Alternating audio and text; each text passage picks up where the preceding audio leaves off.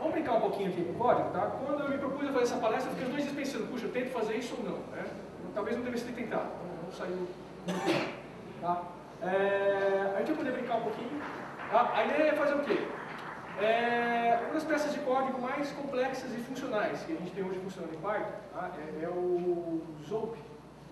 Tá? O que é o Zope? É um servidor de aplicações. Tá? E hoje, se você pegar só o que o Zope faz, ele nem impressiona tanto.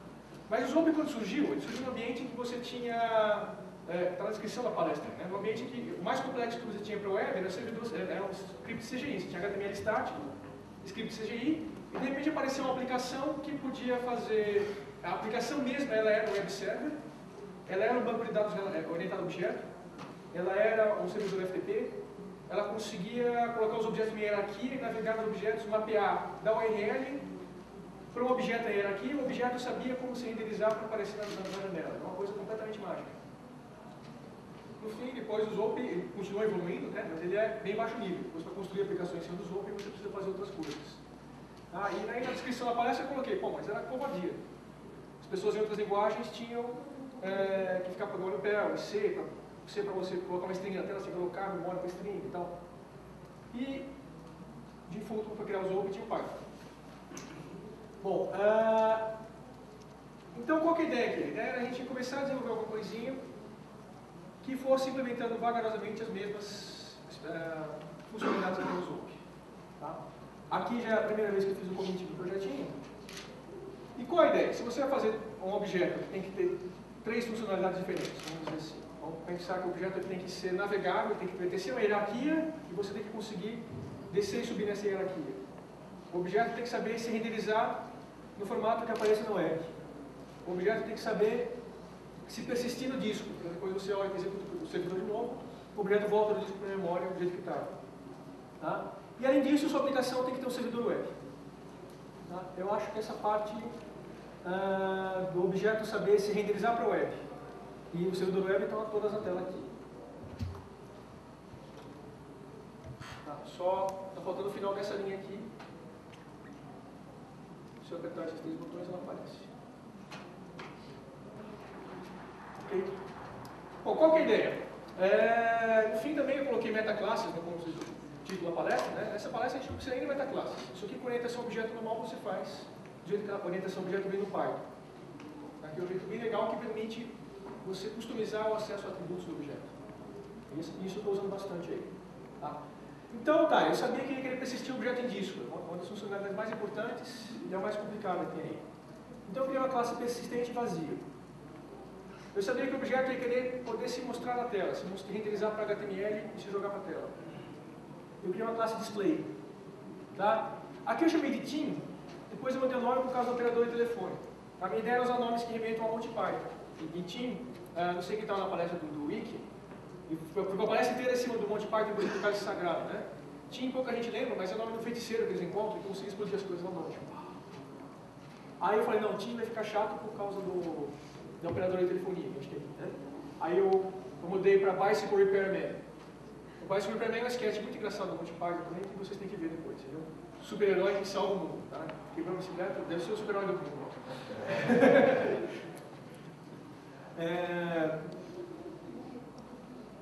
E aqui então, a primeira vez que eu fiz o commit, a classe chamava team, então ela dava do objeto que ia saber se persistir no futuro e do objeto que já sabia se renderizar na tela. Todo o código da classe team passa, não tem nada dentro. O que eu precisava fazer aqui? Precisava saber o objeto se renderizar na tela. Tá? Nesse primeiro momento, o que eu fiz? Eu criei uma coisa, um Unicode. Isso aqui o que é? É chamado quando o Python precisa de uma representação do objeto como uma string de texto, né? Um Unicode. E esse view template, view wrapper aqui, ele é o código do nosso servidor web. Tá? Até agora vocês viram algumas palestras, acabaram de ver quem estava nessa sala, View Web2P. São aplicativos de framework web que foram feitos em Python. Agora, por que são feitos tantos? Tem até piada nos Python no Brasil. Olha, tem mais framework web do que tem palavra-chave. Porque é fácil criar framework web. Tá? É claro que o difícil é fazer você criar, pensando em todos os corner cases, todas as questões de segurança. Por isso, você vai fazer de verdade, você vai ter que pegar um projeto que já existe, não vai fazer isso aqui. Agora, é importante a gente brincar com isso aqui às vezes para entender o que está acontecendo por dentro. Então, o Python tem dentro da especificação, tem essa coisa aqui, o WSGI-ref. Desculpa. Tá? Então, esse módulo aqui é da biblioteca padrão do Python. Tá? Talvez nem precise importar essas duas coisas. Então, o makeServer é uma funçãozinha dentro desse módulo SimpleServer. Você chama ele com isso aqui. MakeServer, passa o nome do host, qual porta você quer servir e qual objeto chamável vai ser chamado quando vier uma requisição web. Aí, se você quer só servir só para experimentar no seu ambiente de desenvolvimento, essa chamada gera um objeto, você chama isso aqui, pronto, você tem um servidor com uma única thread que consegue responder as chamadas. Tá? Eu coloquei root. O que é o root? Como eu falei que eu quero ter uma hierarquia de objetos, né, eu vou ter um objeto raiz dessa hierarquia. Então eu crio aqui o objeto raiz, aqui, instancio a classe de código vazio. Agora essa classe eu dou código do objeto persist, está vazio ainda, e eu dou código daqui. Ó, não tem o método inicializar, ela tem um atributo de classe aqui que é o template. Tá? Se eu estou mostrando um negócio, um framework web em 20 minutos, não adianta querer ficar com um monte aqui fazendo aqui o template. Tá? Quem programa Python sabe, se eu quisesse ler esse template no arquivo externo, é uma linha também. Tá? E aquele método viewRep, ver representação, é tudo que você precisa para servir HTML de Python. Tá? Ele é mandado para o WSGI, ele só precisa chamar aquele método startResponse, que é o método que vem para ele como parâmetro, e retornar uma sequência de strings. E é o que eu faço ali. Tá? Eu retorno uma tupla de um único item. E essa tupla nada mais é que o meu template renderizado com o nome do objeto. Aliás, nem o nome do objeto, vai ter nome fixo. Tá? Isso aqui já funciona. E todo objeto dessa classe que eu instanciar, ele é automaticamente um servidor web. Ele não consegue achar caminhos, ele não consegue achar outros objetos, não tem hierarquia, não tem nada. Mas isso aqui já se serve para a web. Tá? Então eu vou dar ele nesse estágio. Então, o problema é que o mouse fica caindo, eu não sei usar esse coisa. Coloca na parte dele, eu acho. Aqui? Pode ser.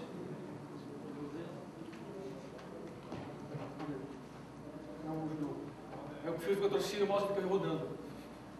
Vou usar aqui dentro. Tá. Qualquer forma, Python, aqui eu chamava bytecode já. Ok. A execução, WSGI-ref não faz nem o que o HTTP Simple Server faz, nem fala nada. Está servindo na porta 8000. Eu venho aqui agora e mando carregar o que estiver na porta 8000. Tá? Bytecode Permanent Web Object. Está rodando. Ok? Vamos dar um passo à frente e ver o que mais tem interessante aí no nosso tempo. Então aqui, tá, eu estou usando o controle de versão Mercúrio, feito em Python também, e permite que eu faça o controle de versão sem estar ligado na rede do servidor central. Para quem não conhece ainda, é muito importante conhecer essas coisas, né? Mercúrio e o Git. Checkout, TR1, eu lembro que tinha uns bugs, vou colocar o 2 de uma vez. Vamos ver o que aconteceu no código. Tá? O código, o editor de texto marcou que o arquivo está desatualizado agora. Agora eu aperto F5 e ele atualiza. Bom, agora então eu criei, olha só, eu tenho um arquivo que chama, coincidentemente, data.fs.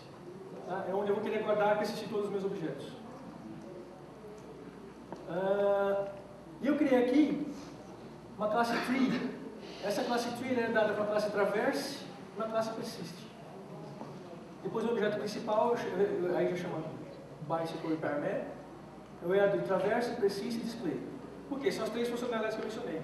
Eu quero que ele consiga ser acessível numa hierarquia de objetos, né, como se fossem vários dicionários um dentro do outro, por exemplo. Eu quero que ele consiga ser persistível no disco e possa se mostrar na tela. Então essa primeira parte aqui eu implementei só a árvore, que é um jeito dos objetos conseguirem ficar um dentro do outro alinhados. Aqui não estava usando, não tem persistência, não tem o traverse ainda, que é uma busca automática de parâmetros. E percebe como é fácil fazer isso? Em Python, para implementar a funcionalidade que deixa eu manter um objeto dentro do outro, tá? E eu quero usar a sintaxe aqui, eu optei por nesse momento utilizar a sintaxe de dicionários, é só implementar esses dois métodos. dois métodos de nome especial, getItem e setItem. Não tem nada especial com isso, né? Uma vez eu mandei na lista uma coisa, uma solução para usar esses métodos aqui, a pessoa, não, isso é muito complicado. Não tem. Quem escreve uma classe em Python, escreve um método com esse nome aqui, init. Tá? Tão pouco mágico, tão muito mágico quanto o init, é o getItem e o setItem. Você implementou o getItem, você tem direito a pedir para os seus objetos o índice entre colchetes.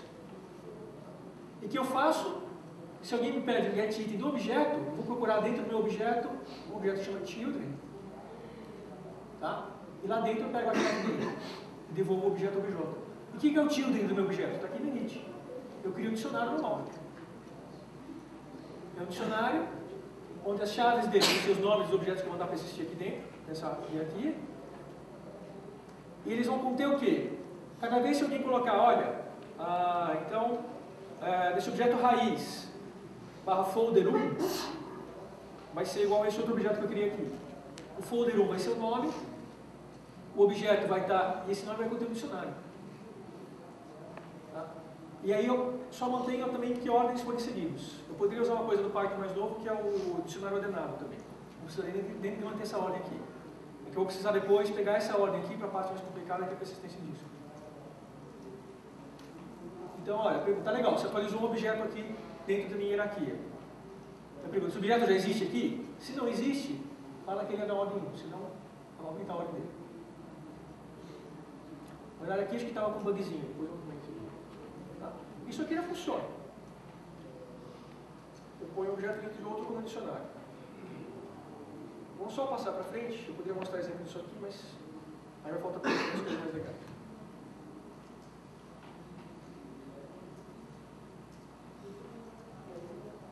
Não.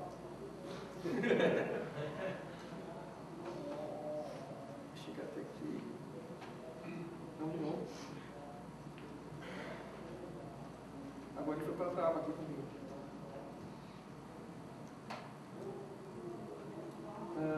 Então HG log, deixa eu ver que posição a gente vai. Então vamos aqui para o traverso, eu coloquei isso no final, é uma das partes mais simples, né? O objeto como árvore. Vou pegar o 4 aqui, que é a persistência já funcionando.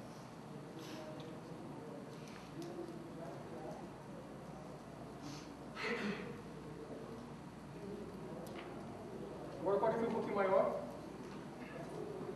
A gente mostra ele funcionando. Não.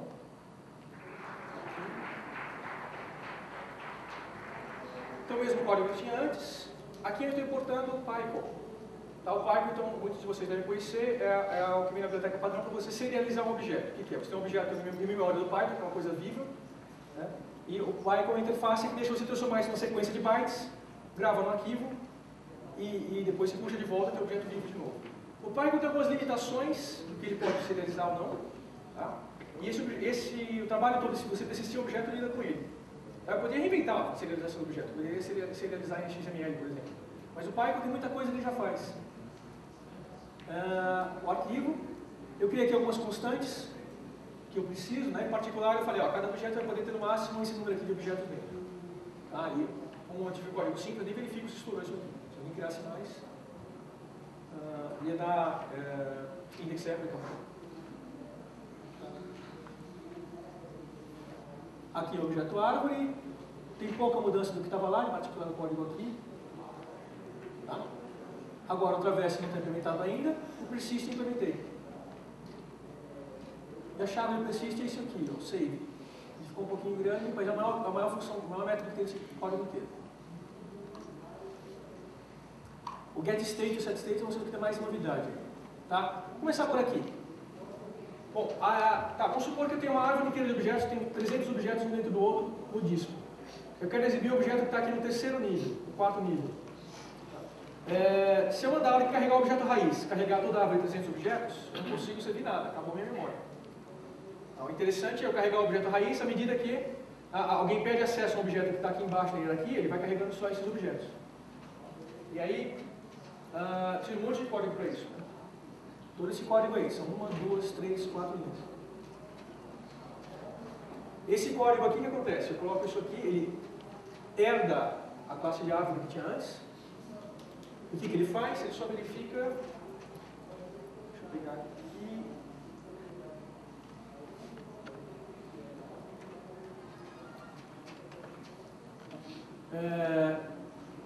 O que ele faz? Aqui no fim ele chama o mesmo método que estava antes, para recuperar o objeto que estava dentro do outro. Só que antes disso, o que ele faz? Ele verifica se a chave objeto daquele directional children, ele existe ou ela é vazia.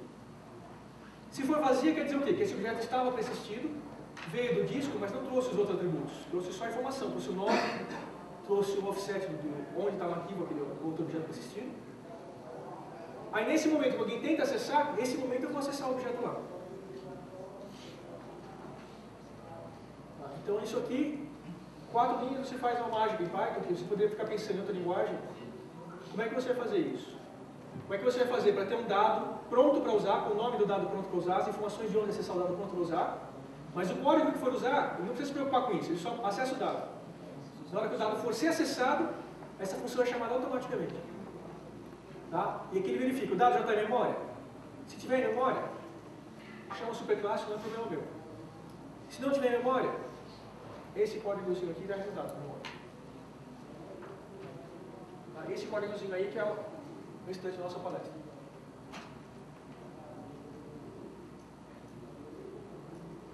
Bom, quando eu crio um objeto novo, eu quero gravar ele no disco, põe na hierarquia, eu faço a chamada desse commit. O grande X do commit é o save. O método save está em duas partes. Eu quase escrevi 2, mas falei, não, mas isso aqui é um métodozinho que vai ser chamado uma vez só, então ficou em link. Vamos entender um pouquinho essa parte aqui. Tá? O pickle, eu falei, é muito legal para você serializar um objeto, mas ele pode serializar ou uma hierarquia inteira, eu poderia ter toda a hierarquia do objeto na memória, também poderia fazer isso, é uma coisa pequena, e que não fica mudando muito. Se eu tiver 300 objetos na memória, toda vez eu quiser colocar simplesmente dicionários alinhados, de Python normal, um dentro do outro, e falo, olha, serializa todos esses dicionários alinhados, põe no arquivo, quando eu rodar de novo, pega todos de volta e traz para a memória. Funciona. Mas eu não quero fazer essa coisa incremental, não. Eu quero salvar este objeto, eu quero salvar este objeto. Aí eu tive que customizar esses dados. Na verdade, eu vou pensar nesse mecanismo aqui que me deu vontade de apresentar essa palestra. Então, o pickle, ele põe uma quantidade de bytes que representam um objeto. Mas depois eu quero colocar outros objetos no mesmo arquivo. Se eu colocar um objeto atrás do outro, um pickle no mesmo arquivo, eu consigo, olha, pickle, coloco o objeto 1, coloco o objeto 2, coloco o objeto 3. Depois eu dou 3 comandos de leitura do pickle. Me lê o objeto 1, me lê o objeto 2, me lê o objeto 3. Ele lê até o final de um objeto e para. O arquivo fica posicionado naquela posição, no final do objeto. Ali eu posso continuar usando o arquivo com um arquivo normal. Se eu chamar o pickle de novo, ele vai ler o próximo objeto. Tá? O que eu fiz? Eu coloco a informação do objeto e logo depois eu codifico manualmente um array, uma sequência de instâncias dentro do arquivo, onde estão os outros objetos que são parte desse aqui. Tá? Esse código todo aí é para isso. Eu tenho aqui esse array de offset aqui, que eu crio aqui dinamicamente. Tá? E o que eu faço aí é eu coloco no objeto e gravo um monte de byte zero depois. Quantos bytes zero? Exatamente o que eu preciso para gravar a posição de 100 objetos. De 100 objetos, aquele max do objeto que eu em cima. Aí o próximo objeto, quando for ser salvo, ele chega e vai ser salvo. Aqui, ele sabe em que posição do arquivo ele está. Então ele grava, então o objeto está aí, ó, vou ser salvo. Eu sou o objeto que estou embaixo do root. Tá, em que posição do arquivo eu estou? Então aqui eu morro para o final do arquivo do DataFS. Esse arquivo é uma variável normal. Tá? Isso aqui é manipulação de arquivo que a gente tem lá em C, a primeira vez que eu aprendi a programar, no segundo semestre de faculdade, primeiro talvez, e nunca mais usa, você não fica posicionando arquivo binário. Né? Você fica, porque na prática é isso mesmo. Né? No mundo real, se você precisa ler e escrever dados binários, é melhor você usar um banco de dados. A não ser que você queira realmente brincar com isso aqui. Né? É que a gente está criando um banco de dados. Legal, preciso escrever imagem, um dado binário, usa uma biblioteca de imagens. Tá? Então o que é o SIC02? Isso aqui vem lá, o data com SIC. O SIC é uma chamada para arquivo do C, da Standard Library do C, por isso que não tem constante para ele. O 2 é põe nessa posição contando do final do arquivo. Posição 0 contando do final do arquivo, o final do arquivo. O TEL fala qual posição é essa. Eu gravo isso como deslocamento, em que posição do arquivo vai ficar este objeto, o self. Olha, agora coloca este objeto, coloca dentro do arquivo, coloca aqui self, dentro do arquivo, tá? Do arquivo data, com o protocolo -1. O protocolo -1 é o protocolo de Pico que fala para usar o protocolo mais eficiente disponível. Aí eu falo, legal, agora eu preciso anotar nesse próprio objeto, o objeto que está aqui, qual a posição do vetor de conteúdos no arquivo. Aí eu passo outro tel. Porque o objeto que foi se salvar depois de mim, eu preciso saber isso. Essas três linhas aqui, eu cheguei a escrever como um list comprehension só. Fica bem mais complicado com um list comprehension. O que acontece? Eu percorro o dicionário de children que eu tenho, só que eu não posso percorrer em qualquer ordem. Eu tenho que percorrer na ordem daquele atributo order que elas têm. Tá? Então isso aqui é uma coisa legal. Olha. Python você pode fazer isso aqui. Não tem nada a ver com essa palestra, mas também é uma palestra relâmpago sozinho. Eu posso, para a função sorted, eu passo uma funçãozinha de chave. Isso aqui é a função que ele usa para ordenar. O que ele faz? Ele ordena os itens do dicionário. Tá?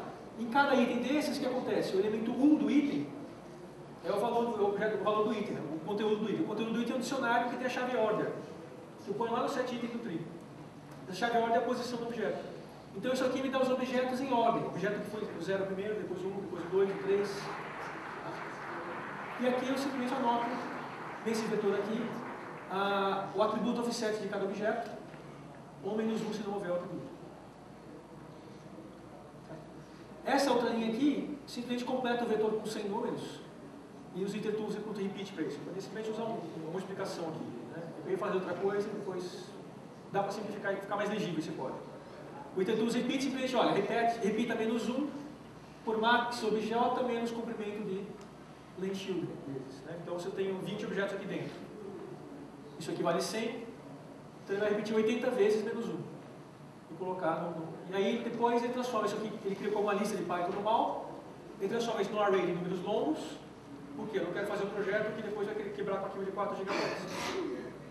Tá? Esse L aqui é o longo do C, não é o longo do Python, né? É o inteiro de 8 bytes da máquina. E esse array é o array.array do Python, também no módulo do Python. O jeito do Python, da biblioteca padrão de você manipular números nativos da máquina. Tá? E ele tem um método que ele se coloca isso no disco. 8 bytes para cada dado do array, acabou. Tá? A posição que eu mudei. Aí eu tenho que verificar se eu não sou raiz, se eu não sou objeto raiz. Se eu sou objeto raiz, não adianta eu querer anotar minha posição no objeto de cima. Se eu não sou objeto raiz, eu estou embaixo de outro objeto, eu tenho que anotar minha posição onde? Justamente nesse vetor de números aqui. Esse vetor de números ficou gravado no disco. Tá? Então, se eu sou objeto 1 dentro do raiz, eu tenho que ir na array de posições do objeto, quando eu vou me salvar, eu tenho que ir na array de posições do objeto raiz, na posição do objeto 1 daqueles 8 bytes e gravar em cima daqueles 8 bytes. Olha, o objeto 1 está começando na posição 620 do arquivo. Porque na hora de ler depois ele vai usar esse número, 620. Então ele posiciona o leitor do arquivo na posição 620 e lá é só no pico para ler. É que ele faz o contrário, ele vai posicionar o escritor do arquivo exatamente, ele calcula essa expressão aqui. Ele calcula a posição do arquivo onde está o elemento do pai dele que fala qual é a posição dele dentro do arquivo. E lá ele grava o atributo offset dele. Esse que a gente marcou aqui em cima. Então esse aqui é um código bem legal de brincar. Se eu não, mas tudo bem, se o parent é none, significa que eu sou objeto raiz, eu não tenho pai. Eu sou o primeiro objeto. Tá? Aí a posição é 0. Aqui o único comentário que tem nesse programa foi criado sem comentário nenhum. É a estrutura desse arquivo. Vou falar aqui, olha, os primeiros 8 bytes do arquivo falam o deslocamento do objeto raiz. Então os primeiros 8 bytes você lê, vai te dar um deslocamento que é onde vai ser lido o primeiro objeto, o pai de todo é aqui. Isso aqui eu faço aqui, olha. Os primeiros 8 bytes está aqui. Então os primeiros 8 bytes. Isso aqui é um dos jeitos que você tem em Python, eu aproveitei que eu já estava usando o array, é você gravar um inteiro longo de 8 bytes, cruz, do jeito que está na memória da máquina, grava no arquivo. Tá? É o two-file do array. Então eu crio um array de um único elemento inteiro longo, que tem justamente o número que eu preciso. Eu guardo esse número onde? Na posição que eu calculei. Isso aqui para esse objeto. Tá? Ao longo do desenvolvimento eu percebi que quando eu preciso de um objeto, eu tenho um objeto aqui, raiz, crio um objeto embaixo. A hora que eu criei esse objeto embaixo, eu modifiquei o objeto em cima. Eu mudei o dicionário children dele. Então, a hora que eu vou salvar esse, eu preciso salvar o raiz de volta. Então, eu preciso... O commit, a ideia dele é essa. Ele verifica, ó, se você tem um parent, verifica se ele está com flag dirty. Esse flag dirty eu seto as posições apropriadas aí, em particular quando eu crio atributos novos. Tá? Se tiver, roda o método commit do parent. Depois você salva o próprio objeto.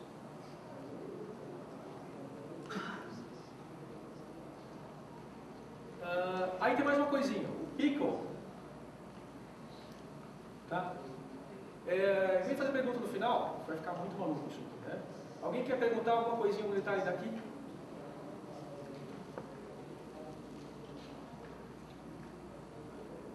Esse mesmo. Tá. Tá bom? Estão todos bem? Ele precisa de uma máscara de oxigênio? Tá? Esse código no fundo é simples, tá? Esse aqui na verdade é um dos poucos casos que ficaria mais simples escrever em português do que em Python. Tá? Porque tem que fazer continhas. Né? Onde a gente precisa fazer conta. Mas pegar o que eu preciso fazer é calcular a posição que eu vou ficar no disco, me gravo nessa posição, e agora me gravo no índice do meu pai a posição que eu fui gravando. Só isso. 3 coisas. Tá? Só que tem mais uma coisinha. O pickle, a gente usa ordinariamente para objetos normais em Python, para dicionários, listas, ele faz automático. Você pode usar o pickle com classes que você cria, o caso aqui. Agora o pickle, ele quer gravar todos os dados do seu objeto. Ele queria gravar inclusive o vetor children, que é um dicionário, com todos os objetos dentro dele. Se eu usar o pickle normal no dicionário, sem alterar o funcionamento do pickle para essa classe, vai fazer aquilo que eu falei. Eu tenho uma hierarquia de 200 objetos, a hora que eu dou o primeiro pickle, esse pickle dump aqui, na linha 68, ele simplesmente vai jogar toda a hierarquia de objetos no disco. Porque estão todos ligados, o parent e o não parent, tudo para baixo. O pickle ele provê um mecanismo onde você vai na documentação do pickle, lá em python.org, você tem alguns métodos que você consegue colocar que você controla o funcionamento do pickle. Tá? Então o pickle, o que normalmente ele faz? Ele pega o dicionário do objeto, todas as variáveis do objeto, salva no disco, carrega, ele cria uma instância vazia da classe, sem rodar nem o new, nem o init da classe, pega os atributos do objeto e joga naquela instância. Então ele refaz seu objeto sem passar pelo init. Esse refazer o objeto é o método que você reescreve. Você tem o getState e o setState. Esse daqui. Aqui entra o getState. Esse getState, então, o modo double under, é chamado pelo protocolo do pickle em Python.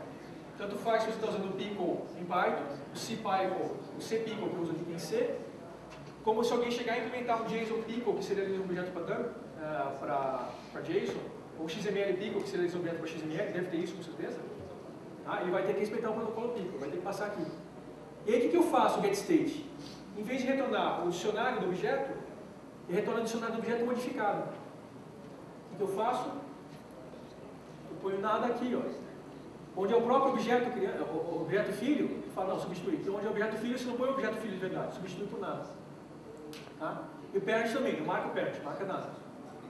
Por quê? Senão ele, a hora que acontece o pico, ele se espalhar, pegar todos os objetos que estão referenciados aqui. Aqui eu corto essas referências, retorno esse dicionário modificado. Tá? Aqui tem um bug, depois eu corrijo na versão mais pra frente, não vai dar tempo de ver. Que é o quê? Eu esqueci, aqui eu tomei o cuidado de fazer a cópia do dicionário, né? Porque se eu modifico, se eu faço dct igual self.dict e começo a modificar o dicionário, eu estou modificando o dicionário do próprio objeto. Ou seja, meu objeto em memória pede a referência aos filhos e ao pai.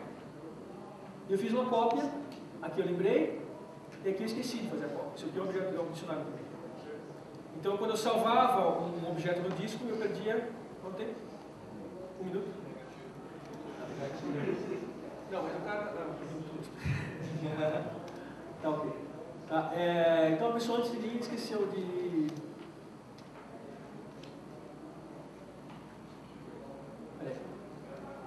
Tá, aqui eu tinha esquecido de salvar a cópia do dicionário. Tá? Então, o que aconteceu? Tinha um bug aqui que quando eu persistia o objeto, eu não conseguia ler de volta. Perdi a referência em memória. Depois eu passei a fazer uma cópia aqui. Tá legal? Bom, isso aqui funciona. Eu vou depois deixar nos open spaces, tá? Eu vou colocar esse código na internet e vou colocar uma referência para o código todo na internet para vocês poderem clicar no código e passar pelas várias evoluções dele, tá? E tá com bugs ainda. Esse aqui é a última versão que eu cheguei. Tá? Não, agora ele voltou. Legal. Então essa aqui não é a última pessoa que eu cheguei. Tá? Mas ele consegue se criar na web, ele consegue navegar por ele aqui, ele tem um tradutor de URL. Eu vou estourar um tempinho só para mostrar um cara. Só para mostrar o persist. Ou o traverse. Oi? Só para compensar essa classe, a função complicada e a função simples. Né?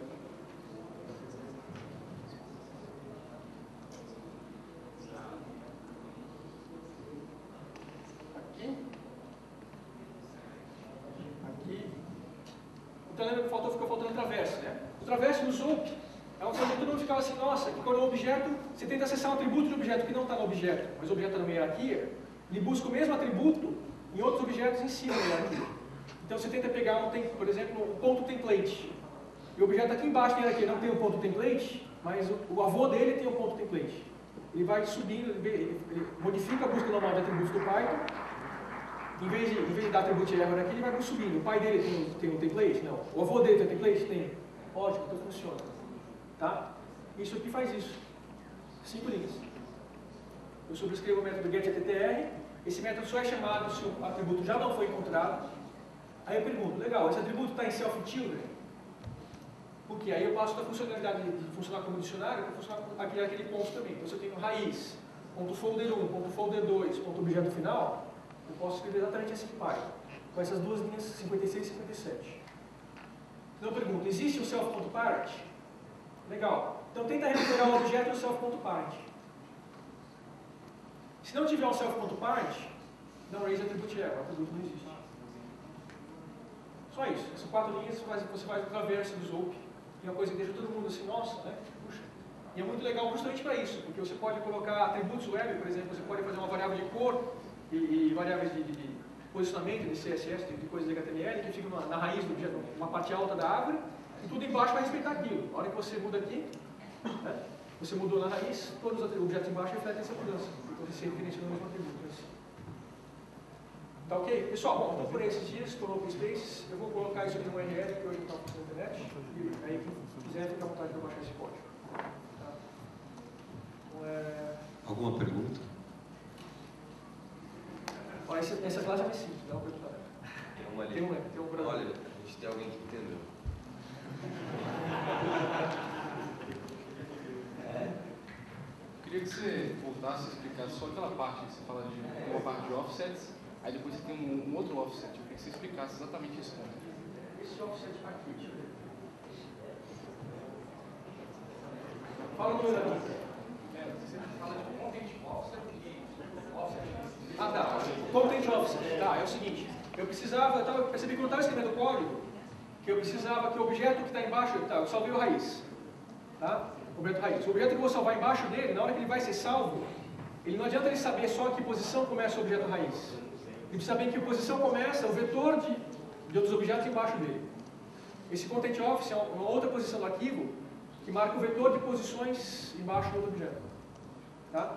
Senão, o único jeito de eu conseguir chegar no vetor de posições ia ser lendo o objeto de novo. Eu ia ter que para cada vez que eu fosse escrever um objeto, eu ia ter que ler o pai dele de volta do disco. Porque eu ia ter que chamar um pickle para ler o objeto pai, para posicionar aqui no vetor de extensão. Bom, a gente está meio apertado. Agradecer o JS.